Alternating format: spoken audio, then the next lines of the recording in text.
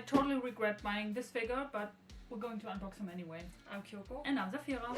So in one of our last videos we talked about figures we regret buying, and Check it out if you haven't seen it. yes, and I mentioned this Gojo Satoru figure from Mega House. And I don't really know what to do with him because I can't sell him for the price that I paid for him. Which was way too much. Yes, I think I'm just going to unbox him, see how he looks, how the sculpt is and everything, and Maybe you will totally fall in love with him afterwards. what do we have here?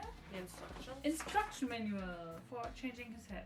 Take it off and put the other head in. Yes. Very helpful. One of the reasons why I regretted buying this figure obviously was the price, but also the scale. It's supposed to be 1/8 scale, but as we all know, Mega House scales are much smaller than anyone else's.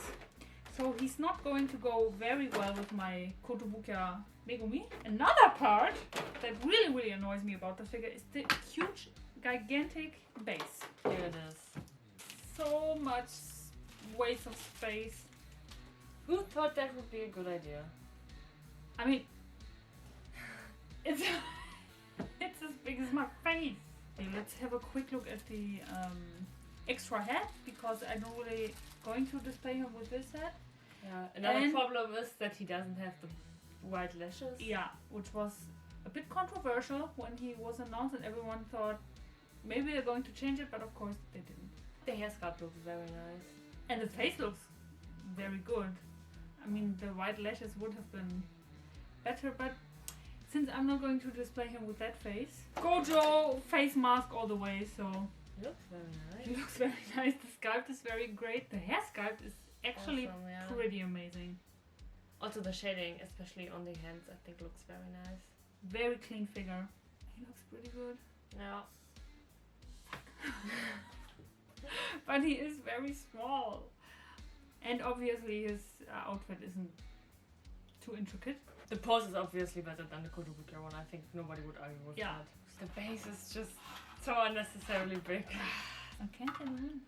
Come on, Gojo! It's really tough to get him in the base. The heel is in, but the toes aren't. Figure itself looks great. Yes. And I don't really mind the support pole. It's okay.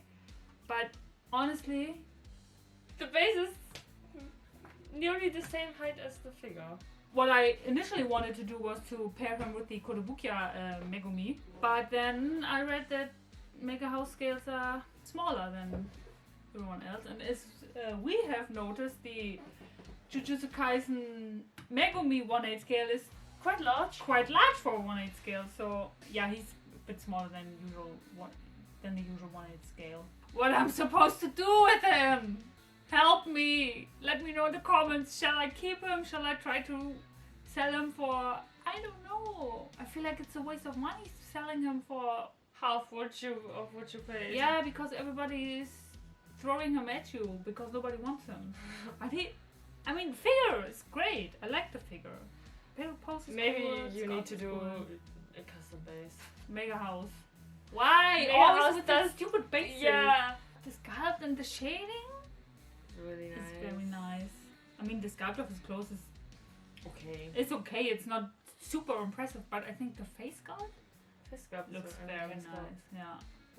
And the shading of his clothes is at least more interesting than the Kotobukiya ones.